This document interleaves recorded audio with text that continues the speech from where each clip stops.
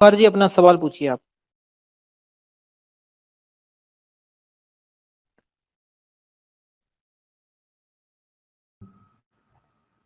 Hello. Hello, हाँ ओम शांति, पूछिए अपना सवाल। ओम शांति भाई जी। मैं ओमकार जमान झाड़ू महाराष्ट्र से। मैं जी। क्लास 12th में हूँ अभी। ओके। और मैं नीट यूजी एग्जाम के लिए प्रिपरेशन कर रहा हूँ। Okay, very good. सर तो कुछ बीच बीच में जो ड्यूरिंग प्रिपरेशन हमारे थोड़ी थोड़ी प्रॉब्लम आती है ना सर, हेल्थ के। जी। हाँ तो हम क्या होता है कि हम बहुत स्ट्रेस वगैरह लेते हैं और ओवर थिंकिंग करते हैं बेवजह से ही। हाँ, ओके। और फ्यूचर के बारे में ज़्यादा सोचते सोचते परेशान होते रहते हैं, यही प्रॉब्लम हो रही है सर ज़्यादा। ओके। हाँ।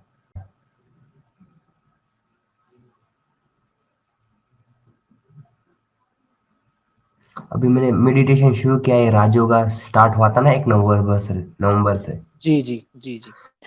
बिल्कुल निश्चित तौर पर ये स्टूडेंट के साथ ये प्रॉब्लम रहती है। आरती दीदी जी हमारे साथ हैं। जी आरती दीदी, आप बताएँ इस बारे में कि किस तरह से स्टूडेंट जो हैं एग्ज़ाम के तनाव से उबर कर अच्छी परफ़ॉर्मेंस दे पाएँ उसके लिए? ओम शांति। जैसे भाई साहब ने पहले तो क्वेश्चन किया कि जैसे हम बहुत सारी प्रिपरेशन करते हैं लेकिन बीच में हेल्थ के इशू आ जाते हैं, तो क्योंकि शरीर एक गाड़ी है जिसमें कई बार ऊपर नीचे हो जाती है, लेकिन हमें पढ़ाई के ऊपर भी फोकस करना है। लेकिन पढ़ाई के साथ साथ अगर शरीर पे भी फोकस रहे, क्योंकि अगर शरीर आपका हेल्दी है, स्वस्थ है और मन भी आपका हेल्दी है, तो आपको किसी भी चीज की दुविधा नहीं होगी। मान लो शरीर में अगर बीमारी है भी, कई बार क्या होता है कि बीमारी छोटी सी होती है, हम सोच सोच के उसको बड़ा कर देते हैं।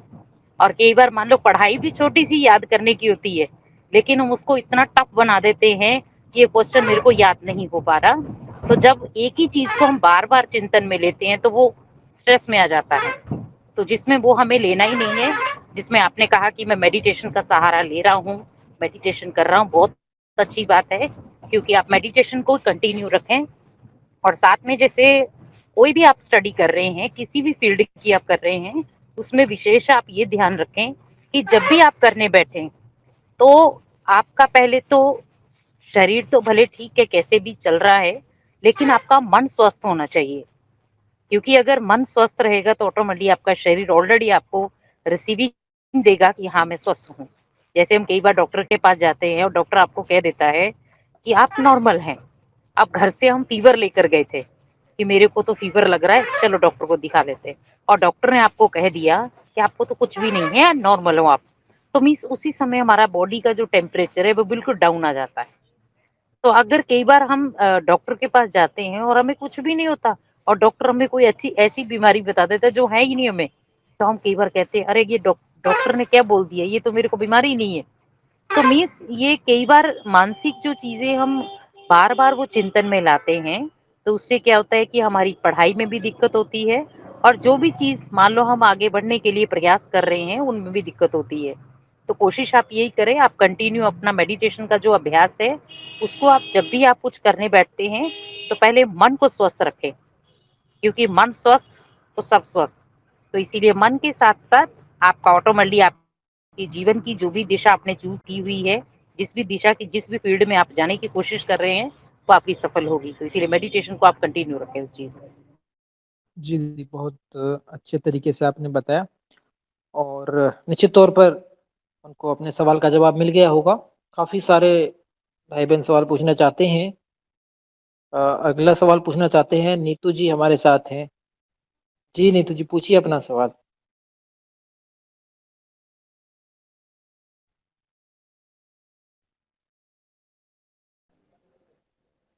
ओम शांति दीदी। जी ओम शांति, अ, पूछिए अपना सवाल। सर मेरा क्वेश्चन ये है कि जैसे हमारा ये एम है इस ग्रुप का कि रेफरी इंडिया बाय 2040, तो ब्रह्मचर्य ग्रुप में आई थिंक वही लोग हैं जो जिनका लाइफ में कुछ बड़ा अचीव एक्सक्यूज़ मी करने का है। मैम, ये जो आपको बता दें, ये ग्रुप है, ये राजयोग मेडिटेशन का ग्रुप है और इसमें हम राजयोग हम्म। मेडिटेशन से संबंधित ये ग्रुप है। वो ग्रुप आप जिसकी बात कर रहे हैं वो अलग ग्रुप्स हैं। यहाँ पे राजयोग मेडिटेशन का ये ग्रुप है। इसमें अगर आपको राजयोग मेडिटेशन से संबंधित, आप इस ग्रुप में जुड़े होंगे ना 1 नवंबर से? Yes sir. जी, तो ये राजयोग मेडिटेशन का ग्रुप है। इसमें अगर आपको राजयोग मेडिटेशन से जुड़ा कोई सवाल आपके मन में है या अपने जीवन में किसी तरह की कोई समस्या है, उसका आप सवाल जानना चाहते हैं तो आप पूछ सकते हैं। जी। ओके सर, फिर मुझे थोड़ा टाइम चाहिए, तब तक आप किसी और से पूछ लीजिए। जी, तो अगला सवाल सचिन गोदारा जी हमारे साथ हैं। जी सचिन जी, पूछिए अपना सवाल।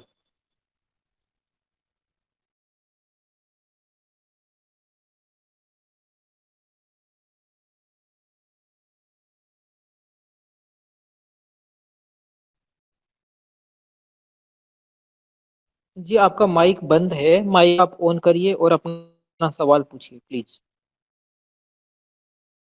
सर मेरी आवाज अभी आई क्या? हाँ, अब आ रही है, पूछिए अपना सवाल। सर ये दीदी, प्रणाम। दीदी से यही पूछेंगे कि जो पढ़ाई के बारे में जो मेडिसिन है उसके बारे में हमें बताए। मन में ये पढ़ाई के चक्कर में ये मन में ही रहता है, मन को कंट्रोल करने के लिए उपाय ही।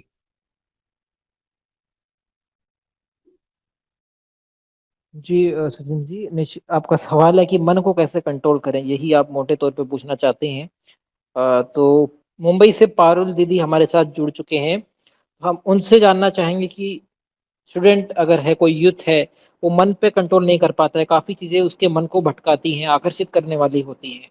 उसके चलते वो अपने टारगेट पे फोकस नहीं कर पाता है और कहीं न कहीं जो मंजिल उसको मिलनी चाहिए उसमें या तो देरी हो जाती है या वो मंजिल ही नहीं मिल पाती है।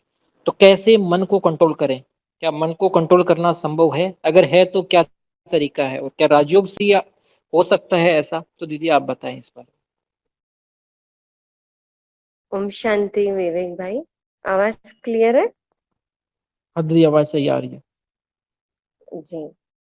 सबसे पहले जो भैया ने है ना कि पढ़ाई से रिलेटेड मन को हम कैसे कंट्रोल करें, तो ब्रह्मा कुमारी इसका जो अपना मेडिटेशन है, तो ये मन से ही जुड़ा हुआ है एक्चुअली। लेकिन जब मेडिटेशन करने बैठते हैं तो उस समय हमारे कौन से विचार होते हैं उस पे हमारा अटेंशन ज्यादा हो, तो एकाग्रता जो स्थिति है, एकाग्रता की अगर हम क्वालिटी की बात करें, तो एकाग्रता ये भी एक वन टाइप ऑफ थॉट्स ही है। तो अगर मेरे थॉट्स मतलब मेरे विचार जो है, समझो मैं अगर पढ़ाई करने के लिए बैठी हूँ और उसके बदले मैं पढ़ाई न करके मैं समझो दोस्तों के बारे में सोच रहा हूँ, और जब मैं दोस्तों के साथ हूँ तब मैं पढ़ाई के बारे में सोच रहा हूँ, या समझो घर की कोई प्रॉब्लम्स चल रही है उसके बारे में सोच रहा हूँ, तभी हम कहते हैं कि भाई मेरा मन नहीं लग रहा है, कि मेरे एकाग्रता नहीं होती है। तो आप अगर ध्यान से देखेंगे ना तो हमारा मन वो सोचने का काम तो हमेशा ही कर रहा है, बस ये है कि हम उस समय प्रेजेंट में नहीं है। हम जो कार्य कर रहे हैं उस में हमारा मन नहीं है, तो हम कहते हैं कि हमारी एकाग्रता की कमी है, या मन को कैसे एकाग्र करें, या पढ़ाई के समय कैसे कंसंट्रेट करें। तो एक चीज है कि आप अपने मन को ये एक आदत डालना शुरू करें, और ये आपके लिए लाइफ टाइम के लिए बहुत अच्छी आदत है। तो मेडिटेशन में हम ये चीज सिखाते हैं। अगर मैं कुछ शॉर्ट में अगर आप तो देखो कि 3P कॉन्सेप्ट का अर्थ होता है कि आप भी, तो एक फर्स्ट पी माना वो विचार है, वो थॉट्स जो है वो एक तो पर्सनल हो, कि भले आप दोस्तों के साथ हो या पढ़ाई कर रहे हो या कहीं पे भी, तो एक मुझे क्या करना है, मेरा लक्ष्य क्या है, आपको हमेशा ये थॉट्स क्लियर। फिर आप भले कहीं भी खड़े हो, अगर मैं पढ़ाई करने बैठी हूँ तो मुझे ये होना चाहिए कि मुझे नंबर बनाना है, मुझे पास होना है, मुझे स्कॉलरशिप लेनी है, लेकिन ये ज्यादा पढ़ रहा है, ये कम पढ़ रहा है, या मुझे ये करना था, ऐसा नहीं। मेरा लक्ष्य क्या है, तो एक पर्सनल हो। सेकेंड है कि present, second P is the present, कि मैं अभी मुझे क्या करना है वो प्रेजेंट में हो। और थर्ड वन है पॉजिटिव हो, कि मुझे अभी जैसे मैं पढ़ाई करने भी बैठी हूँ, लेकिन समझो पढ़ाई करने बैठे लेकिन अभी तक इतना नहीं हुआ, अभी इतना नहीं होगा, अब आगे एग्जाम है 1 महीने बाद या समझो 6 महीने बाद, तो हम कैसे लिखेंगे, ये याद नहीं रहेगा। तो मतलब मुझे फ्यूचर में जाना है विचारों से, ना मुझे विचारों से पास्ट में जाना है, विचार से प्रेजेंट में रहना है। तो ये कंसंट्रेशन का मतलब है कि आपने मन को वर्तमान में रखना है, ठीक है। तो ऑलवेज ये 3P कॉन्सेप्ट आप चेक करते रहे कि मेरे जो भी विचार हो पर्सनल हो, प्रेजेंट में हो, पॉजिटिव हो। और इसलिए आप जब भी पढ़ाई करने बैठते हैं तो हमेशा पॉजिटिव का अर्थ होता है कि आप ये याद कराएं अपने आप को कि मेरा लक्ष्य क्या है, मुझे पास में ऑनर होना है, मुझे 90% लाना है, मुझे 100% लाना है। तो जब आप अपने परसेंटेज को याद करेंगे और प्रेजेंट में आप बैठे हो, तो अपने आप आपका माइंड है वो कहीं पे भी नहीं जाएगा। और सेकंड थिंग है कि जब भी आप मेडिटेशन प्रोसेस यूज कर सकते हैं, कि आप जब भी अपने मन को या पढ़ाई को स्टार्ट करें तो रिलैक्सेशन ले, कि जैसे बिल्कुल रिलैक्स हो जाए। और कई बार हमने देखा है कि रिलैक्सेशन में आप काफी हमने स्टूडेंट्स को ये चीज जब देखते हैं करते हुए या उनको जब करने बोलते हैं तो बहुत इफेक्ट होता है। कि कई बार आपका मेडिटेशन में मन नहीं लग रहा है तो आप कुछ नहीं करो ज्यादा, जस्ट आप थोड़ी देर आंखें बंद करके रिलैक्स होके बैठो और बैठ करके कोशिश करो आप जिस कमरे के अंदर अपने मन को लेकर आइए। आप सोच मुझे इस 4 दीवारी के बाहर नहीं जाना, मुझे इस कमरे में, कहते हैं कि उस कमरे के अंदर जब मन आ जाएगा तो उसके अंदर भी कुछ आवाजें होती है, जैसे पंखे की आवाजें हैं या कुछ और आवाजें, तो कहीं ना कहीं वो आपको सुनाई देना शुरू हो जाएगी। फिर धीरे धीरे आप अपने मन को अपने शरीर पर एकाग्र करें कि मुझे शरीर में क्या हो रहा है। तो आपका ध्यान धीरे धीरे ब्रीदिंग पे जाएगा और फिर ब्रीदिंग से आप अपने मन को 2 भ्रुकुटी के बीच एक पॉइंट ऑफ लाइट के रूप में कंसंट्रेट करें। कंसंट्रेट करने का अर्थ होता है कि रिलैक्स होकर के जस्ट उसके बारे में सोचें कि मैं इस शरीर नहीं, लेकिन मैं एक बहुत प्यारी सोल हूँ।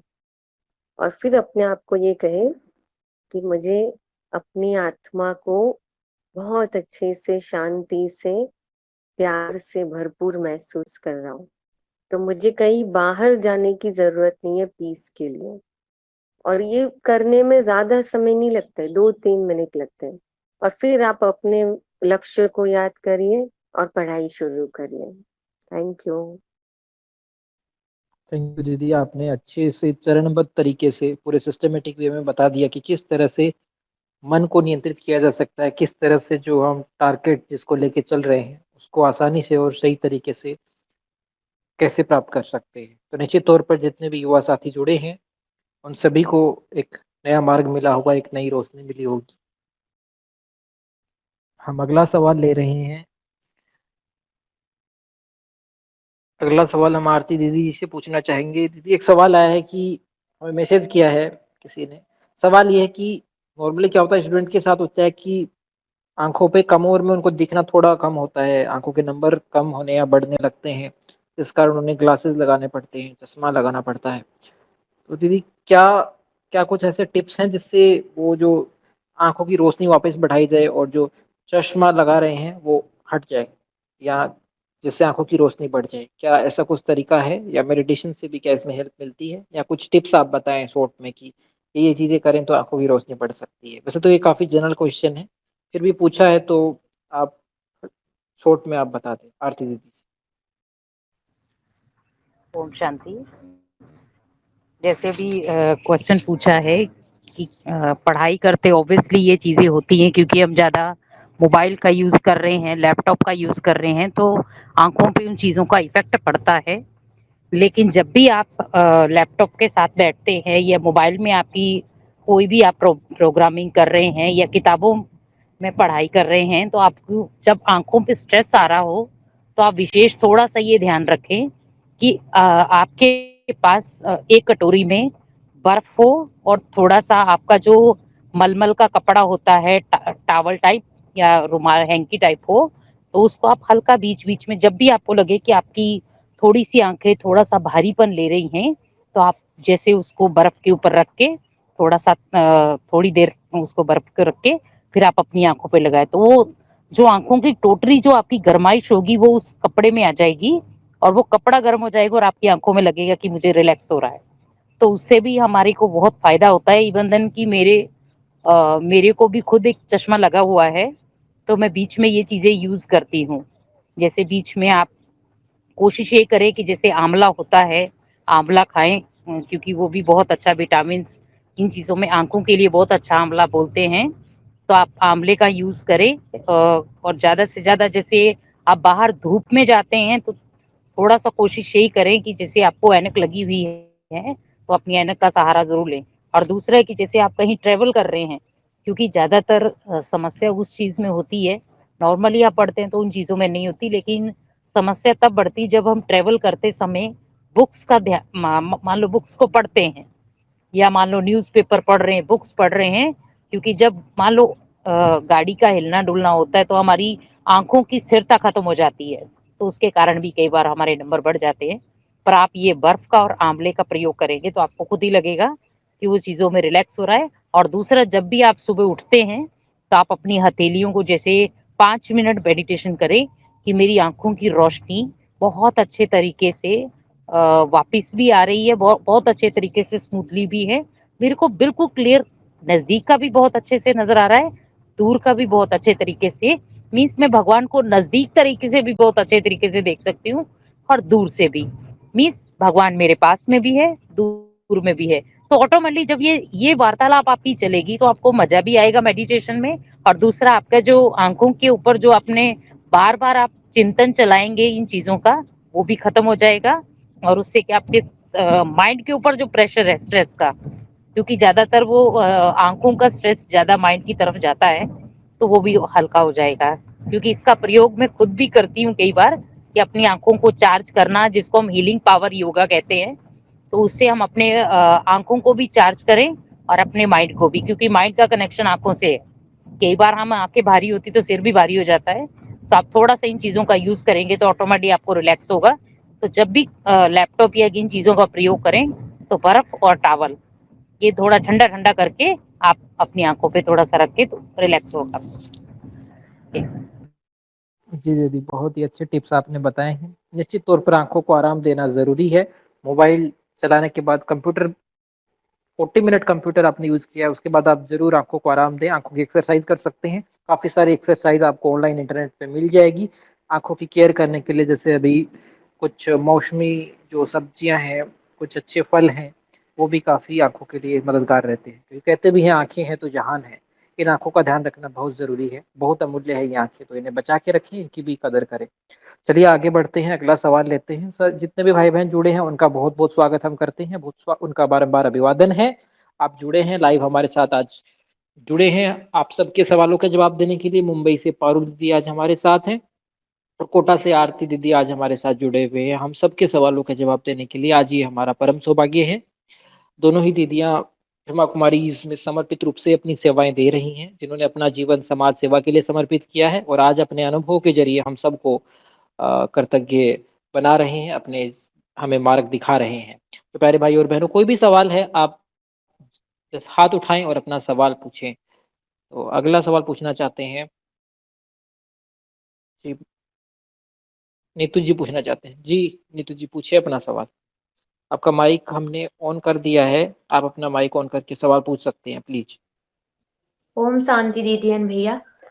मेरा क्वेश्चन ये है कि मुझे पढ़ना तो बहुत अच्छा लगता है, लेकिन ये मोबाइल की लत की वजह से कहीं ना कहीं प्रॉब्लम हो रही है मुझे। टाइम ज्यादा वेस्ट हो जाता है मोबाइल में और फिर बाद में पछतावा होता है कि आज फिर से टाइम चला गया। उसके बारे में मुझे कुछ बताएं।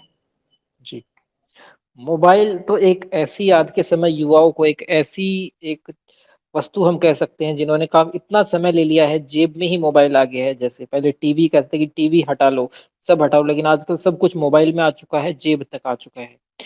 तो पारुल दीदी से आज हम सुनना चाहेंगे, ये एक बड़ी ही बड़ी प्रॉब्लम है युवाओं के सामने कि मोबाइल को कितना चलाएं कि इतना समय चला जाता है पता भी नहीं लगता है, और कंटेंट कौन सा उसमें देखना है, कैसे उसको यूज करना है। तो मोबाइल के लिए किन चीज़ों का ध्यान रखें? युवा मन में काफ़ी ये सवाल होते हैं कि मोबाइल को किस तरह से यूज करें जिससे कि उनका टाइम भी बच जाए और जो उसका यूटिलाइजेशन उन्हें करना है, जो उनको यूज करना है, वो भी कर पाएँ।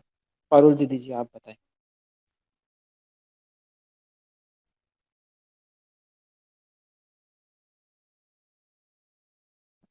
जी, जैसे सिस्टर ने पूछा ना मोबाइल के लिए, तो फर्स्ट ऑफ ऑल तो ये हमारे ही खुद के ऊपर होता है कि हम उसको कितना यूज करना चाहते हैं और कितना उससे कंट्रोल करना चाहते हैं। और इसके लिए सबसे बेस्ट तरीका होता है कि आपको बाहर जो चीजें करना अच्छी लगती है आउट ऑफ डिजिटल वर्ल्ड, जैसे कई बार किसी को कुकिंग पसंद आता है, कई बार किसको थोड़ा अपनी हेल्थ के लिए थोड़ा वॉक वगैरह पसंद आता है, एक्सरसाइज अच्छी लगती है, या आसपास जैसे कोई काम वगैरह करने होते हैं, या कई कई ऐसे काम होते हैं कि जो हमारे पेंडिंग होते हैं, जैसे कहीं अपना खुद का ही कोई शेल्फ वगैरह होता है वो सफाई करना वगैरह।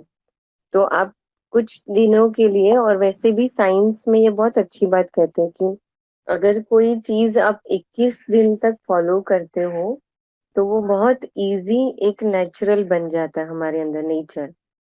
तो अगर सच में आप अपने आप के अंदर वो चाहते हो, सिर्फ पश्चाताप करने से वो चीज नहीं छूटेगी आदत, लेकिन उसके लिए कुछ आपको स्टेप उठाने पड़ेंगे, अपने आप को कहीं ना कहीं थोड़ा सा बांधना पड़ेगा।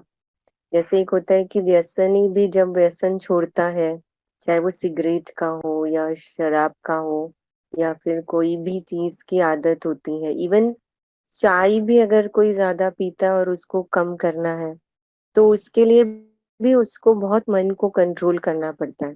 तो अगर सच में आप कम करना चाहते हो, तो फर्स्ट ऑफ ऑल ये आपके अंदर क्लियर होना चाहिए कि उसके लिए आपको कुछ ना कुछ थोड़ा सहन करना पड़ेगा, या अपने आप को बहुत कंट्रोल करना पड़ेगा। लेकिन सिर्फ मन को दबाने से वो चीज नहीं छूटेगी। और इसलिए आपको खुद एक चीज आदत डालनी होगी कि जहां पर मोबाइल यूज ना होता हो और जो आपको करना अच्छा लगता हो, पहले तो आप वो एक थोड़ा सा अपने लिए सोच कर लिस्ट निकाल दे और फिर उसको ये करिए, उसको आदत बनाना शुरू करिए। दूसरी चीज है कि एक डिजिटल वेबलिंग करके भी एक जैसे प्रोग्राम हर एक में ऐप होती है कि आप चाहते उतना घंटा वो ऐप आप यूज करिए, और फिर उसके बाद जो टाइमिंग आप सेट करते हैं कि पूरे दिन में मुझे सिर्फ 1 घंटा ही समझो यूट्यूब देखना है, या 1 घंटा ही मुझे व्हाट्सएप यूज करना है, तो वो टाइम सेव कर देंगे तो उतने बाद तक वो ऑटोमेटिक लॉक हो जाती है। तो आप वो भी एक यूज कर सकते हैं अपने आप में कंट्रोल करने के लिए। तो आपको जैसे 1 घंटा होगा वो तुरंत इंटीमेट देता है कि भाई 1 घंटा हो गया है, तो अब आपको यूज नहीं करना है, ऐसे करके। तो वो चीज भी हम उसको फॉलो कर सकते हैं। और सबसे बड़ी बात है कि आपको खुद अपने आप को वो शेड्यूल में डालना पड़ेगा, क्योंकि पश्चाताप हो रहा है तो ये बहुत अच्छी बात है कि कम से कम आप अपनी वो सेल्फ चेकिंग है वो कर पा रहे हो। लेकिन सिर्फ सेल्फ चेकिंग जरूरी नहीं है, उसके साथ साथ आपको कुछ चेंज भी लाना होगा। और इसलिए ये कोशिश कर सकते हैं कि आप उन दोस्तों के साथ या कुछ समय तक थोड़ा सा अवॉइड करें उन फ्रेंड सर्कल को, कि जो फ्रेंड सर्कल ज्यादातर इसी चीजों में रहता है। आप उन फ्रेंड्स को थोड़ी देर के, थोड़े टाइम के लिए उन फ्रेंड्स का ज्यादा सपोर्ट ले कि जो दूसरी चीजों में भी ज्यादा इन्वॉल्व में है, टैलेंटेड है, तो आपको वो चीज अच्छी लगेगी। जैसे हम पढ़ाई में देखते हैं, जो पढ़ाई करने वाले फ्रेंड होते हैं ना, उनके साथ रहेंगे तो आपको पढ़ने की दिल होगी। लेकिन जो फ्रेंड कभी पढ़ते नहीं, उनके साथ रहेंगे तो आपका जितना पढ़ाई में मन होगा वो भी उठ जाएगा। तो मेरी संग का असर कैसा होता है मेरे ऊपर, वो भी एक चेक करके आप थोड़ा सा इन चीजों को मैनेज कर सकते हैं। Thank you. जी दीदी, धन्यवाद। आपने बहुत ही प्रैक्टिकल तरीका बताया कि किस तरह से मोबाइल की को कम यूज कर सकते हैं, मोबाइल जो हमारा ज़्यादा समय ले रहा है उसका कैसे हम व्यवस्थित रूप से उसको मैनेज करें, उसके यूटिलाइजेशन को। तो तमाम युवा जो सुन रहे हैं उनको ये डाउट क्लियर हुआ होगा। अगला सवाल हम ले रहे हैं, विनीत जी हमारे साथ हैं। जी विनीत जी, पूछिए अपना सवाल।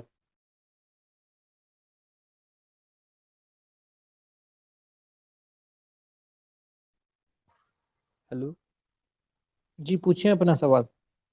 हाँ सर, मतलब मुझे ये पूछना था कि हम सब लोग बोलते हैं कि हमें पॉजिटिव सोचना चाहिए, बट एक कंडीशन ऐसी आती है उस वक्त हमें मतलब निगेटिव थॉट्स है ना वो ऐसे घेर लेते हैं, और वो बस उस टाइम बस वो बढ़ते जाते हैं, मतलब एडिशन नहीं होती उनकी, लाइक मल्टीप्लिकेशन होती है, और ऐसा नेटवर्क बन जाता है कि उससे बाहर निकलना मतलब एक बहुत मुश्किल सा हो जाता है।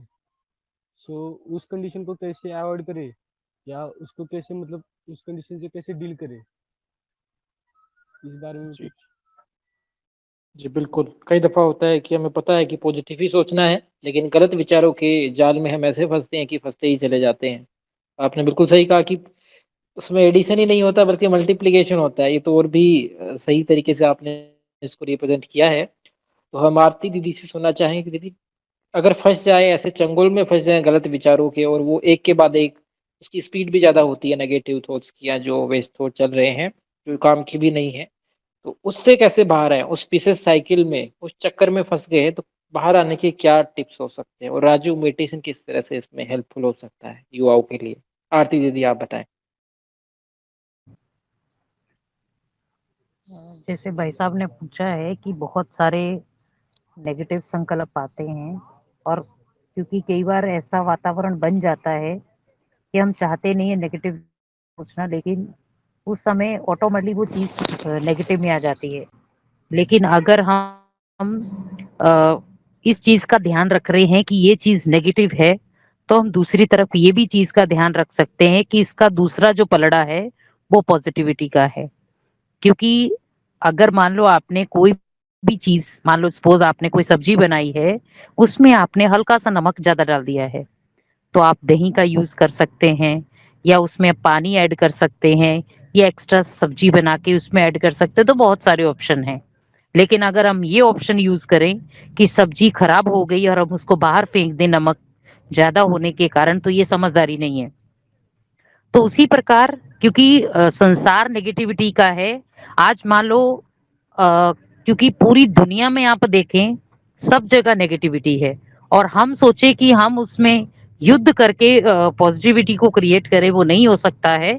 लेकिन हाँ, हम मेडिटेशन से वो चीज़ें संभव कर सकते हैं। आपको जब भी लगे कि आपको बहुत सारा नेगेटिव चीज़ें आपके मन में आ रही हैं, बार-बार आ रही हैं, तो आप कुछ आध्यात्मिक किताबें होती हैं, आप वो पढ़ें। आपको जैसे हमारी मेडिटेशन म्यूज़िक होते हैं, साइलेंस म्यूज़िक होते हैं, कमेंट्री क्लासेस होती हैं, तो आप उसका ज़रूर सुनें। क्योंकि कई बार क्या होता है कि हम सुनते-सुनते ही हमें पता भी नहीं चलता है कि हमारे अंदर से वो गंदगी निकल गई है। जैसे हम देखो चाशनी लेते हैं, जब चीनी की चाशनी बनाते हैं, अब पहले तो हम उसको बहुत मतलब देखते हैं कि चीनी बहुत सफ़ेद है, लेकिन जब उसको जैसे ही हमने पानी में डाला, वो उसने अपना उबाल दिया, लेकिन तब भी उसने अपना वो जो गंदगी थी वो नहीं छोड़ी। लेकिन जैसे हमने उसके चाशनी के अंदर दूध को डाला, उसने टोटली अपनी जो चीनी की गंदगी थी, उसने ब्लैक रूप में वो बाहर फेंक दी, और हम उसको निकाल के फेंक देते हैं। तो उसी प्रकार सोचिए कि मेरे जीवन में ज़रूरी नहीं है कि हर समय नेगेटिविटी हो। आप कुछ पल आपके जो जीवन के पॉजिटिविटी वाले हैं, उस समय आप उन चीज़ों को हैवी कर लो फिर अपने ऊपर। जहाँ आपके नेगेटिव चल रहे हैं, वहाँ सोचो कि मान लो जब मैं बचपन में था, उस समय में जैसे सामने कोई गिर जाता था या मैं गिर जाता था, तो उस समय मम्मी मेरे को कैसे हैंडल करती थी। तो कोई नेगेटिविटी तो आपको नहीं देती थी ना मम्मी, कि नहीं बेटा आप क्यों गिर गए, कैसे गिर गए। आपको एक ही चीज़, आपको अगर याद हो तो एक ही चीज़ माएँ बोलती थी कि बच्चे गिर-गिर के बड़े होते हैं। तो मीन्स गिरना मीन्स आपके पास अगर नेगेटिव आया है, तो वो आपको पॉजिटिव का साइन दे रहा है। क्योंकि आपको इतने तो समझ में आ गया ना कि नेगेटिव क्या है और पॉजिटिव क्या है। तो जब नेगेटिव आया है, तो वो ये कह रहा है कि मैं इसीलिए तेरे पास आया हूँ कि तू पॉजिटिव की तरफ सोच। क्योंकि मान लो अभी जैसे हम मान लो हिमाचल में आप गए हो, तो जैसे हम किसी माता के मंदिर में जाते हैं ना, तो हमें चलना नहीं पड़ता है। आप एक जगह खड़े हो जाओ, धक्के से चलते जाते हैं। तो हम ये थोड़ी कहते हैं अरे ये धक्का क्यों लगा रहे हैं, हम सोचते हैं कि हाँ चलने की जरूरत नहीं पड़ रही, ऑटोमेटिकली चलते जा रहे हैं। तो उसी प्रकार हमें ये सोचना है कि इस नेगेटिव ने मुझे धक्का दिया है कि हिलो, कुछ करके दिखाओ। लेकिन हमने क्या समझ लिया कि ओनली बस मैं नेगेटिव को पकड़ के बैठा हूँ, ये क्यों आ रही है मेरे पास बार बार, क्यों आ रही है, मुझे युद्ध नहीं करना उसके साथ, क्योंकि मैं उस युद्ध के लिए बना ही नहीं हूँ। नेगेटिव के साथ दूसरी चीज है पॉजिटिव, तो मुझे पॉजिटिव चीज लेनी है, क्योंकि नेगेटिव ने आपको टेस्ट दे दिया कि भाई इस चीज को करने से आपकी मानसिकता कमजोर हो सकती है, लेकिन पॉजिटिव ने भी आपको साइन दिया है कि आप इस नेगेटिव को क्रॉस करोगे तो पॉजिटिव आपके लिए सफलता का द्वार खोल सकती है। अब चूज आपको करना है कि आपको नमक तेज खाना है या नॉर्मल खाना है, चीनी ज्यादा खानी है या नहीं है, ये डिसीजन आपका है। अगर आपको जी नेगेटिव से प्यार होगा तो आपके पास ऑटोमेटिकली नेगेटिव ही आएगा, और अगर आपको पॉजिटिव से प्यार होगा तो आप नेगेटिव में भी पॉजिटिव को ढूंढ लोगे। तो ये आपके पास फिर हुनर मेडिटेशन से आएगा। तो आप जी दीदी। कोशिश यही करें कि आप जब भी मेडिटेशन में बैठे तो अपनी नेगेटिव जो भी चीजें होती हैं, जो भी बातें नेगेटिव हैं, वो परमात्मा को दे दे और सोचे कि आज मैंने पूरी टोकरी भर के परमात्मा को नेगेटिव बातों की दे दी, अब मैंने उससे पॉजिटिव बातें सीख ली। That's all. उससे आपका क्या मन हल्का हो जाएगा। ओम शांति। ओम शांति। बहुत ही बेहतर तरीके से आपने बताया है, और तमाम जो युवा भाई बहन सुन रहे हैं उनको एक आयाम मिला होगा, एक नया तरीका मिला होगा, जिसके जरिए वो आगे बढ़ पाएंगे इस सहज पथ पर। वैसे तो घड़ी इशारा कर रही है, वक्त भी हो चला है आपसे विदा लेने का, बट आखिर में चलते चलते एक काफी जरूरी सवाल था तमाम युवाओं के लिए है। वो हम पारुल दीदी से जानना चाहेंगे कि ये राजयोग मेडिटेशन जो है ब्रह्मा कुमारी का, वो युवाओं के लिए किस तरह सहायक है? क्योंकि हमने सुना है कि मेडिटेशन है वो, लोग मेडिटेशन हो गया या भगवान की आराधना करना है, ये तो बुढ़ापे में करने की चीज है। मतलब अभी युवा जो मन है, अभी तो खेलने खाने के दिन है या अपने जीवन में आगे बढ़ने के दिन है, इस समय ये मेडिटेशन, क्या ये युवाओं को कितनी मेडिटेशन की जरूरत है? अगर जरूरत है तो कौन से वो कारण हैं, और ऐसे कौन से पॉइंट्स हैं जो ये सुनिश्चित करते हैं कि युवाओं को मेडिटेशन करना ही चाहिए? आज ये ऑप्शन नहीं है बल्कि एक कंपल्सन है एक तरह से कहें तो क्योंकि युवा मन यही होता है कि पहली दफा ऐसे लगता है कि नहीं मेडिटेशन कैसे करें, करते हैं तो मन नहीं लगता है। तो मन क्यों लगाए उन्हें, ऐसा क्या है इस मेडिटेशन में, और राजयोग मेडिटेशन किस तरह से युवाओं को हेल्प कर सकता है? तो शॉर्ट में यदि आप इस बारे में बताएं फिर हम पूरा करेंगे आज। धन्यवाद। ओम शांति। जी विवेक भाई, जैसे एक चीज होती है कि हमेशा, जैसे आगे भी भाई ने कहा था कि, और वो सिस्टर ने भी कहा कि कुछ चीजें होती हैं वो हम करने के बाद फिर हमको लगता है कि अरे ये नहीं करना चाहिए था, फिर पश्चाताप होता है। या जैसे भाई ने कहा कि भाई बहुत नेगेटिव आ जाता है, फिर पॉजिटिव तो सोच ही नहीं पा रहे हैं। कुछ चीजें ऐसी होती हैं कि जैसे यंग, जो हमारी उम्र है, उसके अंदर एक पड़ाव होता है कि जब उम्र में शरीर के अंदर भी ताकत है, मन के अंदर भी ताकत है, जोश है। और आज आप देखेंगे हर फील्ड के अंदर, अगर कोई 60 की एज में एडमिशन लेने जाएगा तो वो कभी भी एडमिशन नहीं ले सकता है स्कूल के अंदर, क्योंकि सबको पता है कि उस एज में पढ़ना मुश्किल होता है। नहीं पढ़ सकते ऐसा नहीं है, लेकिन थोड़ा मुश्किल होता है। और इसीलिए हम जब छोटा बच्चा 2.5-3 साल का होता है तो उसको खुद की अपनी समझ नहीं है, लेकिन एक माँ बाप को उसके फ्यूचर की चिंता होती है। और इसीलिए वो 2.5-3 साल का, 3-4 साल का होता है, उसको प्ले ग्रुप में डालेंगे, घर से 1 घंटा 2 घंटा दूर रखेंगे। तो वो जैसे ही प्ले ग्रुप में डालते हैं, फिर वो केजी में आएगा, फर्स्ट स्टैंडर्ड में, सेकेंड स्टैंडर्ड में, उसको स्कूल भेजा जाता है। वो बहुत रोता है, लेकिन तो भी माँ बाप जो है वो उसके फ्यूचर के लिए, वो पढ़ाई के लिए स्कूल भेजते ही है। और हमने ऐसे भी पेरेंट्स देखे हैं कि जो रिक्शा चलाते हैं या बहुत ही गरीब है, लेकिन उनके पेरेंट, उनके जो बच्चे होते हैं, वो लाखों लाखों रुपया डोनेशन दे करके भी जो सीट्स मिलती है, डिग्री मिलती है, उन्होंने वो हासिल की है। तो जैसे पढ़ाई जो है यंग एज में, जैसे पढ़ाई का महत्व है, क्योंकि पेरेंट्स समझते हैं कि जो हम नहीं कर सके अपनी एज उम्र में, तो वो हम बच्चों को भी बच्चों को जरूर कराएं, क्योंकि बच्चे उस चीज को सफर नहीं करें। उसी प्रकार मेडिटेशन जो है वो भी इस उम्र के अंदर अगर हमें मिल जाता है, अर्थात कि हमें सही दिशा मिलती है, सही एनर्जी और सोच मिलती है, तो हम अपनी बहुत सारी जो शक्तियां हैं, और खास करके मानसिक शक्ति, शारीरिक शक्ति को तो हम अपनी रीति से यूज कर ही रहे, पढ़ाई के अंदर, घर के अंदर, फ्रेंडशिप, रिलेशनशिप में, लेकिन सबसे ज्यादा जरूरी है मानसिक शक्ति। वो मानसिक शक्ति को एक सही दिशा देने के लिए, सही नेचुरल नेचर बनाने के लिए, या उस मानसिक शक्ति को जागरूक करने के लिए हमें इस एज में भी मेडिटेशन जो है वो जरूर सीखना चाहिए। क्योंकि इस एज में अगर हमको मेडिटेशन की प्रैक्टिस हो जाती है, आदत हो जाती है, तो सबसे बड़ा बेनिफिट ये होता है कि लाइफ एंड तक आप भले हमेशा पढ़ाई नहीं करने वाले, हमेशा एग्जाम नहीं देने वाले स्टडी की, लेकिन जो प्रॉब्लम्स है वो किसी से भी रिलेटेड कभी भी लाइफ एंड तक आने वाली है।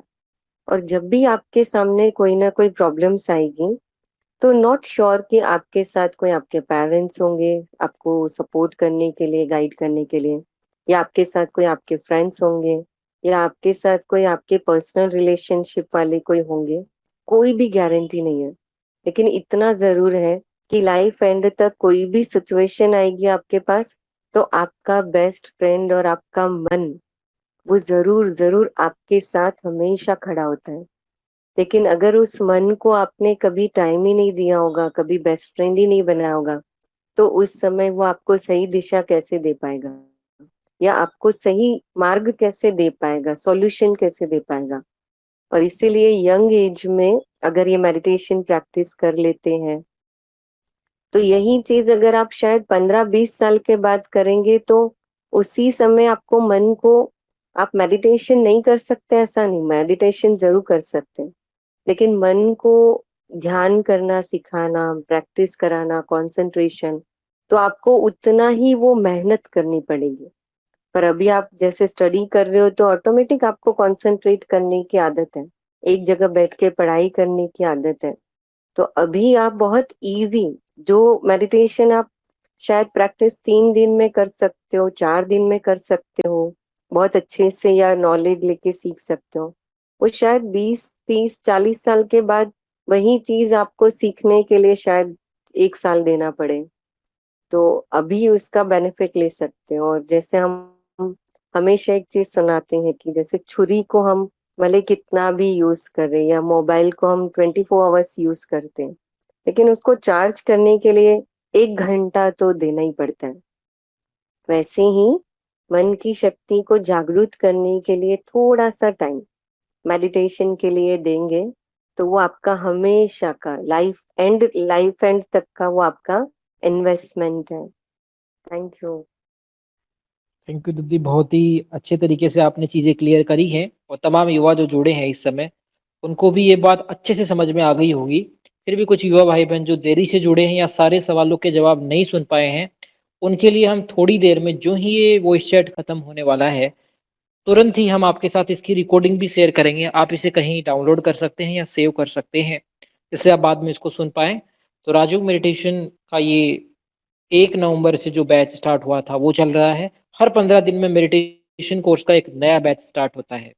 एक बात फिर हम अंडरलाइन कर रहे हैं, अगर आपके पास ब्रह्मा कुमारीज़ का कोई मेडिटेशन सेंटर है, अगर आप जा सकते हैं तो ज़रूर वहाँ जाकर ही ये कोर्स करें। ऑनलाइन हमने शुरू किया था आज से तकरीबन 1.5 साल पहले, जब कोरोना चल रहा था, कोविड चल रहा था, उस समय क्योंकि संभव नहीं था आसपास के मेडिटेशन सेंटर पे जाकर ये कोर्स कर पाना, तो हमने ऑनलाइन टेलीग्राम पर ये शुरू किया था। और तकरीबन 35 से भी ज़्यादा बैच के अंदर तकरीबन 50,000 से भी ज़्यादा युवा भाई बहन ये कोर्स अब तक कर चुके हैं और इसका फ़ायदा उठा रहे हैं, निरंतर अभ्यास कर रहे हैं। तो जैसा दीदी जी ने बताया कि कितना अहम है, कितना ज़रूरी है ये राजयोग मेडिटेशन सीखना वर्तमान परिस्थितियों में खुद को सशक्त बनाने के लिए, खुद को शक्तिशाली बनाने के लिए। तो जितने भी युवा कान इस बात को सुन पा रहे हैं, वो बिल्कुल आज गांठ बांध ले इस बात को कि कितना अहम है ये राजयोग मेडिटेशन। करना कुछ भी नहीं है, बस थोड़ा सा टाइम देना है। वो टाइम भी खुद के लिए है। वो आधा घंटा 1 घंटा हमारे 24 घंटों को बहुत ही सुंदर और बहुत ही शक्तिशाली बनाने वाला है। तो कोई समझदार होगा तो जरूर इसका फायदा उठाएगा। तो हमें पता है आप समझदार हैं, बहुत ही आप विशेष हैं, जिसके चलते आप इस समूह में जुड़े और इतना आगे बढ़े और हमारे साथ आप लाइव भी रहे काफी समय तक। इसके लिए आपका एक बार फिर बहुत बहुत धन्यवाद। और हमारे दोनों ही मेहमान जो मुंबई और कोटा से हमारे साथ जुड़े थे आज। मुंबई से पारुल दीदी हमारे साथ थे और हमेशा की तरह ही आरती दीदी जी भी हमारे साथ थे। और आरती दीदी जी का तो विशेष आभार है कि आज वो बस में ट्रेवल कर रहे हैं, ट्रेवल करते समय उन्होंने ज्वाइन किया है। तो उनका तो हम बहुत बहुत शुक्रिया करते हैं कि उन्होंने इतना बिजी होने शेड्यूल होने के बाद भी हम सबके लिए समय निकाला। और पूरे ही युवा भाई बहनों की तरफ से हम आप दोनों ही बहनों का बहुत बहुत धन्यवाद ज्ञापित करते हैं। और इसकी रिकॉर्डिंग हम तुरंत अभी शेयर करेंगे।